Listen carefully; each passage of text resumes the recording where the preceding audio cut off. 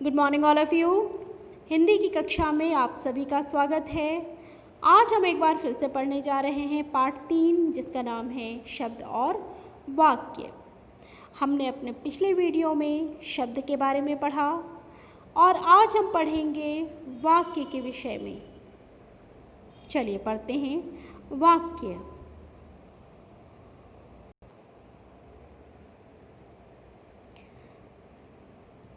शब्दों का वह सार्थक समूह जिसका कोई निश्चित अर्थ हो उसे वाक्य कहते हैं। इससे पहले हम पढ़ चुके हैं कि वर्णों के मेल से बनते हैं शब्द और शब्दों के मेल से बनते हैं वाक्य, और वाक्य तभी बनते हैं जब उन शब्दों को जब हम समूह में रखें और जिसका कोई निश्चित अर्थ स्पष्ट हो। तो ये वाक्य की परिभाषा इस प्रकार से है, शब्दों का वह सार्थक समूह जिसका कोई निश्चित अर्थ हो वाक्य कहलाता है। जैसे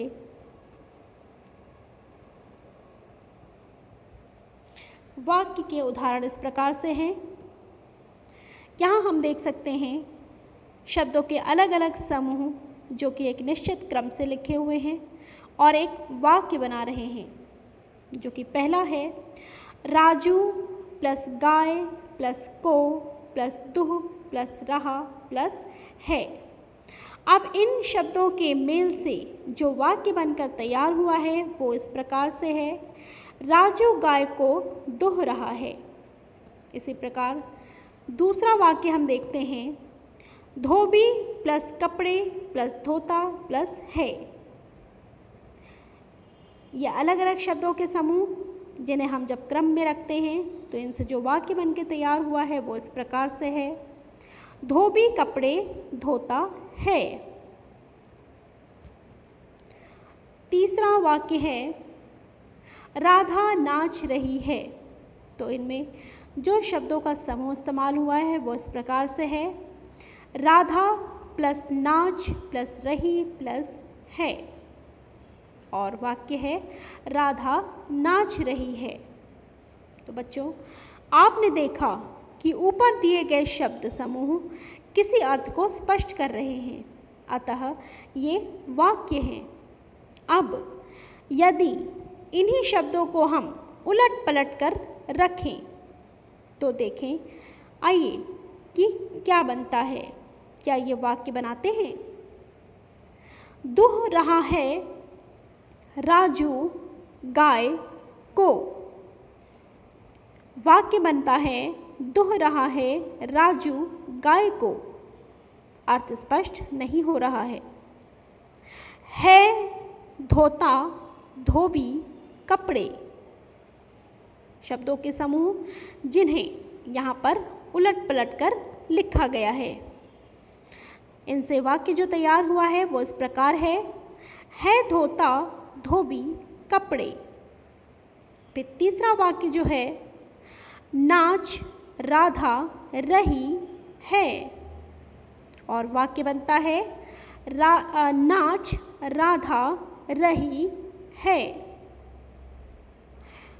इन शब्द समूह का कोई अर्थ स्पष्ट नहीं हो रहा है, तो अतः यह वाक्य नहीं है। इस प्रकार हम कह सकते हैं कि शब्द का वह समूह जिसका अर्थ पूर्ण हो वाक्य कहलाता है।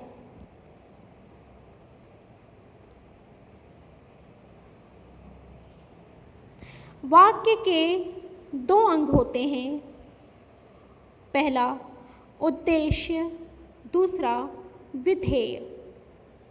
सबसे पहले पढ़ेंगे उद्देश्य किसे कहते हैं। उद्देश्य यानी कि वाक्य में जिसके विषय में कुछ कहा जाता है उसे उद्देश्य कहते हैं। हम इसे कर्ता भी कह सकते हैं। जैसे उदाहरण के तौर पे हम देख सकते हैं, पहला उदाहरण है मजदूर पत्थर तोड़ रहे हैं। तो यहाँ पर इस वाक्य में बात किसकी की जा रही है? मजदूर की। तो हमारा उद्देश्य जो है वो है मजदूर। दूसरे वाक्य में बात हो रही है नाई की। नाई बाल काट रहा है। कर्ता कौन है? क्रिया करने वाला जो कर्ता होता है वही वाक्य में उद्देश्य कहलाता है। तो यहाँ पर बात हो रही है नाई की, तो इस वाक्य में नाई शब्द उद्देश्य है।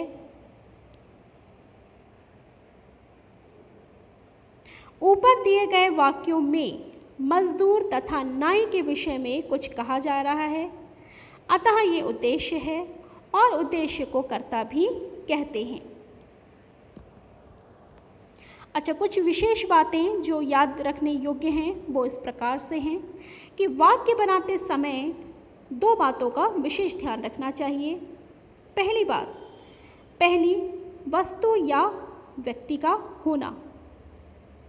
दूसरी, उसके द्वारा किए जा रहे किसी कार्य का होना।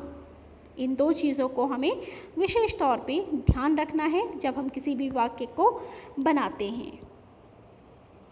अब हम पढ़ेंगे विधेय के बारे में कि विधेय किसे कहते हैं। उद्देश्य के विषय में जो कुछ भी कहा जाता है उसे विधेय कहते हैं। जैसे किसान हल चला रहा है, यहाँ पर हल चलाने वाला किसान है जो कि हमारा उद्देश्य है, और हम किसान के बारे में जो कुछ भी कह रहे हैं, हम किसान के बारे में कह रहे हैं कि किसान हल चला रहा है, तो ये जो हिस्सा है हल चला रहा है ये विधेय कहलाता है। इसी प्रकार से दूसरे वाक्य में देखिए, कुत्ता भौंक रहा है, तो यहाँ पर कर्ता जो हमारा उद्देश्य है वो है कुत्ता, क्योंकि इस वाक्य में हम बात कर रहे हैं कुत्ते के विषय में। और हम क्या कह रहे हैं? हम कह रहे हैं कि वह भौंक रहा है। जो कुछ भी हम उद्देश्य के बारे में बात करते हैं वाक्य में, वो हमारा विधेय हिस्सा कहलाता है। अब उपर्युक्त वाक्यों में किसान के बारे में कहा गया है कि हल चला रहा है, तथा कुत्ता के विषय में कहा गया है कि भौंक रहा है। अतः इन वाक्यों में छपे रंगीन शब्द विधेय हैं। अब और अन्य उदाहरण समझते हैं। वाक्य है, भारत हमारी मातृभूमि है। इस वाक्य में हम बात कर रहे हैं भारत की। भारत उद्देश्य है। भारत के विषय में हम कह रहे हैं कि यह हमारी मातृभूमि है, तो हमारी मातृभूमि है यह विधेय है। दूसरा वाक्य है, काला कुत्ता भौंक रहा है, तो यहाँ पर उद्देश्य कौन सा है? काला कुत्ता। दोनों ही शब्द एक साथ आएंगे। इसके बारे में हम कह रहे हैं भौंक रहा है। भौंक रहा है विधेय पाठ है। अगला वाक्य है, गरीब किसान मर गया। इस वाक्य में बात हो रही है एक गरीब किसान की, तो गरीब किसान हमारा उद्देश्य है और उसके विषय में हम कह रहे हैं मर गया, तो मर गया विधेय है।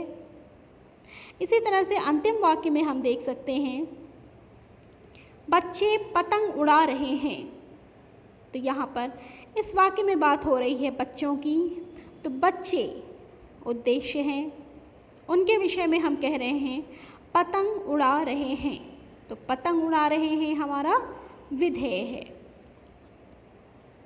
अब कुछ मुख्य बातें दोहराने का समय आ गया है जो अब तक हमने पाठ में पढ़ा, जैसे कि वर्णों के सार्थक समूह को शब्द कहते हैं, जो कि हमने पहले वीडियो में पढ़ा था।